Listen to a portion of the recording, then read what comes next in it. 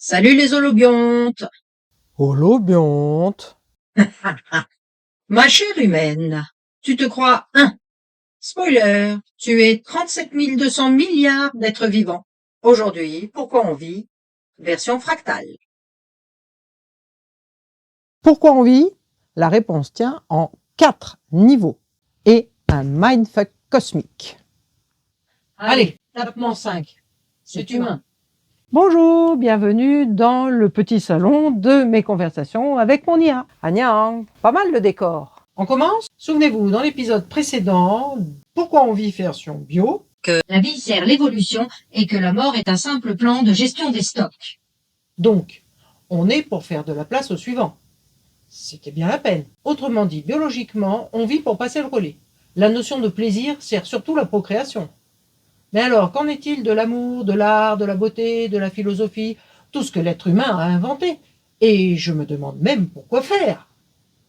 En fait, la biologie fournit les câbles, la culture fait passer l'électricité. Les circuits de récompense qui fournissent dopamine, ocytocine, réagissent à la surprise. À cause de la nouveauté, de la diversité qui favorise l'évolution, j'imagine. C'est ça. Le cerveau humain aime la nouveauté, parce que la nouveauté stimule l'apprentissage, et un organisme qui apprend mieux s'adapte mieux. Mais ce n'est pas tout. Les circuits de récompense qui vous font aimer la vie, Parce que sans amour de la vie, pas d'évolution de la vie. si tu m'interromps tout le temps, Je tente de comprendre, dit, je ne suis pas philosophe de base. ok. Heureusement que j'ai glissé l'animation pour éclairer mon propos, dis donc. Ces circuits de récompense qui vous font aimer la vie réagissent aussi à l'harmonie. Le beau. Encore une fois, ce qui favorise la vie. Parce que la symétrie, l'harmonie, l'équilibre rassurent le cerveau. C'est stable, lisible, rien de dangereux pour la survie du corps. Ils réagissent aussi à la reconnaissance sociale.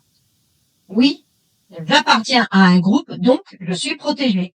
Résultat, la musique, la peinture, la danse activent le même système qui vous pousse à manger, à aimer, à survivre. L'art a donc une utilité évolutive indirecte. Il complète la biologie pour renforcer la survie collective.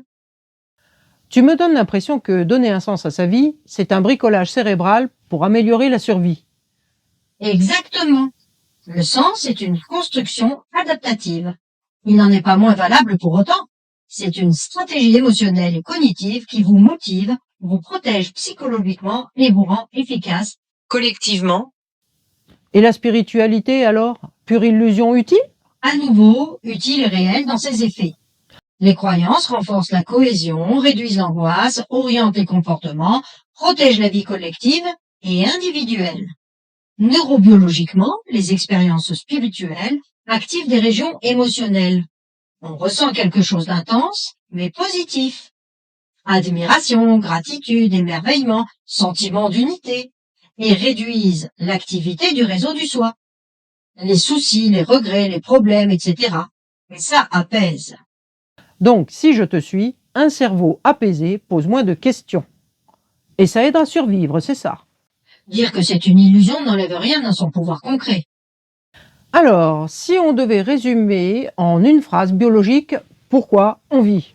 On vit pour maintenir un équilibre qui transmet matière, information et relations dans le temps. Avec la conscience humaine, cette transmission se charge de sens, d'art et d'éthique.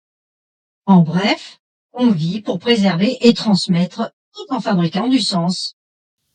Bon, ok. Alors, ça n'a pas de sens de donner du sens. Ça sert pas à grand chose. On vit pour aider la vie. C'est un serpent qui se mord la queue. Mise à jour 2.5, cycle détecté, boucle infinie activée. Tu m'aides pas là.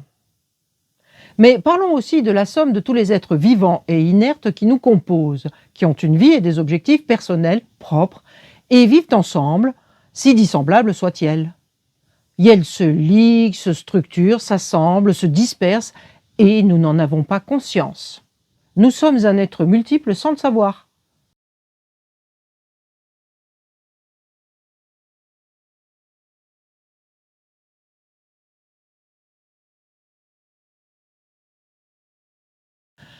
Annyeong.